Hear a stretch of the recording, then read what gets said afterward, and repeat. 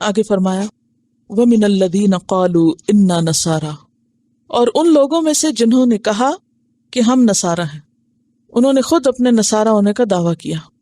نصارہ کا جو لفظ ہے یہ نصرانی سے ہے۔ اس کو نصرانی کیوں کہا گیا، اس کی دو وجوہات بتائی گئی۔ ایک تو یہ بتایا جاتا ہے کہ ایک بستی کا نام تھا ناصرہ، تو اس کی طرف اپنی نسبت کرتے ہیں۔ یہ بالکل جیسے آپ اپنے آپ کو پاکستانی کہلاتے ہیں یا ہندوستانی کہلاتے ہیں یا کچھ اور کہلاتے ہیں، تو وہ کیا کہلاتے تھے اپنے آپ کو؟ نصرانی۔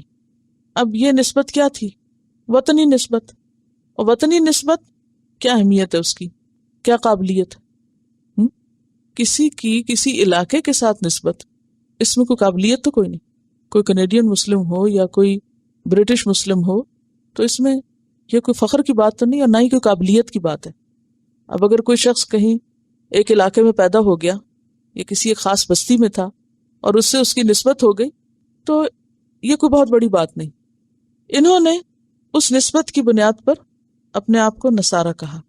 ایک اور وجہ یہ بھی بتائی جاتی ہے کہ انہوں نے اس بات کا اقرار کیا تھا کہ نحن انصار اللہ، ہم اللہ کے مددگار ہیں، تو اس سے ان کو نصارہ کہا گیا۔ بہرحال قالوا انا نصارى، وہ کہتے ہیں کہ ہم نصارہ ہیں۔ اخذنا میثاقهم، ان سے بھی ہم نے عہد لیا تھا، پکا عہد۔ کس چیز کا عہد لیا تھا اللہ نے؟ کچھ یاد ہے؟ نصارہ سے کیا عہد لیا گیا تھا؟ اپنے نبی کو بھی مانو اور اس کی مدد کرو، اور جو بعد میں محمد صلی اللہ علیہ وسلم آئیں گے، یأتی من بعد اسمہ احمد، ان کی بھی کیا کریں آپ؟ بعد میں آنے والے نبی کی پیروی کریں، ان کی بھی مدد کریں۔ فنسو، تو وہ بھول گئے کس چیز کو؟ حظاً، ایک بڑے حصے کو، مما ذکروا بہ، اس میں سے جو وہ یاد کرائے گئے تھے، جس کی انہیں یاد دہانی کرائی گئی تھی، یعنی جس پر عمل کرنے کو کہا گیا تھا، یہ مراد ہے۔ تو نتیجہ کیا ہوا؟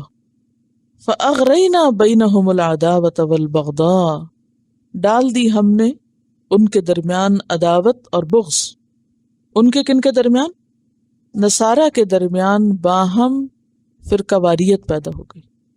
اب آپ دیکھیں نا کہ کتنے بے شمار قسم کے چرچز ہیں، یعنی سب ایک عقیدے پر نہیں، دو تو بہت بڑی مشہور تقسیمیں ہیں، کیتھولک اور پروٹسٹنٹ ہونا، پھر اس کے علاوہ بھی بے شمار قسمیں۔ تو یہ کیوں ہوا؟ اصل تعلیم کو بھولنے کی وجہ سے، کیونکہ جب تک لوگ اصل پر رہتے ہیں ان میں اختلاف نہیں ہوتا، اور جب اللہ کی رسی کو چھوڑ دیتے ہیں تو کیا ہوتا ہے؟ اختلاف پیدا ہو جاتا ہے۔ اب یہاں پر آپ دیکھیے کہ ہمیں کیا کہا گیا؟ وَاعْتَصِمُوا بِحَبْلِ اللَّهِ جَمِيعًا وَلَا تَفَرَّقُوا، سب مل کے اللہ کی رسی کو مضبوط پکڑو اور آپس میں تفرقہ نہ کرو۔ انہوں نے کیا کیا؟ نسوا حظا مما ذکروا بہ، اللہ کی رسی چھوڑ دی تو بکھر گئے۔ رسی سے بندھے ہوئے تھے نا سب، رسی باندھنے کے لیے ہوتی ہے، سب کو جوڑنے کے لیے ہوتی ہے۔ جب انہوں نے اصل چھوڑی تو یہ بکھر گئے۔ بالکل ایسے ہی جیسے موتی ایک لڑی میں پروئے ہوئے ہوتے ہیں، اگر وہ کاٹ دی جائے لڑی، ایک جگہ سے بھی کٹ جائے تو کیا ہوتا ہے؟ سب بکھر جاتے ہیں۔ تو سب کو جوڑنے کی پھر دوبارہ ترکیب کیا ہے؟ اس رسی کو واپس لاؤ، اس کو جوڑ دو۔ تو بالکل اسی طرح مسلمانوں میں بھی یہ جو فرقہ واریت ہے اور اختلافات ہیں آپس کے، اور بغض اور دشمنیاں، یہ سب سے بڑا عذاب ہے اللہ کا۔ اگر آج لوگ مسخ نہ بھی کیے جائیں، ان کی شکلیں نہ بھی بدلی جائیں، تو جو دلوں کا مسخ ہے، یہ دلوں کا مسخ ہے۔ دل ٹیڑھے ہو چکے ہیں، دلوں میں ایک دوسرے کے لیے محبت نہیں، شفقت نہیں، نرمی نہیں۔ تو اس کی بھی بنیادی وجہ کتاب اللہ سے دور ہونا تھا۔ فَأَغْرَيْنَا بَيْنَهُمُ الْعَدَاوَةَ وَالْبَغْضَاءَ، اور بغض کا اپوزٹ محبت ہوتا ہے، اور عداوت کا اپوزٹ کیا ہوتا ہے؟ ولایت۔ ولین بہت پڑھ چکے نا آپ۔ تو عداوت کا اپوزٹ ولایت، اور بغضاء کا اپوزٹ محبت۔ یعنی آپس میں ایک دوسرے سے جڑنے کی بجائے، ایک دوسرے سے محبت کرنے کی بجائے، ان کے درمیان کیا پیدا ہو گیا؟ دشمنی اور بغض پیدا ہو گیا۔ اور یہ کب تک رہے گا؟ الی یوم القیامہ، قیامت تک۔ بعضهم اولیاء بعض کی بجائے آپ دیکھیں کہ قرآن پاک میں سچے ایمان والوں کی صفت کیا بتائی گئی؟ والمؤمنون والمؤمنات بعضهم اولیاء بعض، کہ مومن مرد اور عورتیں آپس میں ایک دوسرے کے مددگار ہیں، ایک دوسرے کے دشمن نہیں بلکہ ایک دوسرے کے دوست ہیں، مددگار ہیں۔ اور اس کے برعکس جب کسی کا ایمان کمزور ہوتا ہے، جب کسی کا تعلق اللہ سے اور قرآن سے کمزور ہوتا ہے تو پھر کیا ہوتا ہے؟ آپس میں بغض اور دشمنی۔ اب آپ دیکھیے کہ یہ تو ان کی بات ہو رہی تھی نا، پھر بات وہی ہے کہ ان کی بات کر کے سکھانا اور بتانا کس کو مقصود ہے؟ ہمیں۔ دو قوموں کی مثالیں ہمارے سامنے رکھی گئی، بنی اسرائیل کی کہ دیکھو ان کو کتاب اللہ سے دوری کی وجہ سے کیا کیا نقصان ہوئے، اور ان کو بھی دیکھو، یعنی اصل مشکل یہی تھی نا، نسو حظا مما ذکروا بہ، ان کے اندر کیا مشکلات آئیں۔ اور آج مسلمانوں کے اندر جو مشکلات ہیں اس کی اصل وجہ اور اصل سبب بھی یہی ہے کہ وہ اصل رسی چھوڑے ہوئے ہیں۔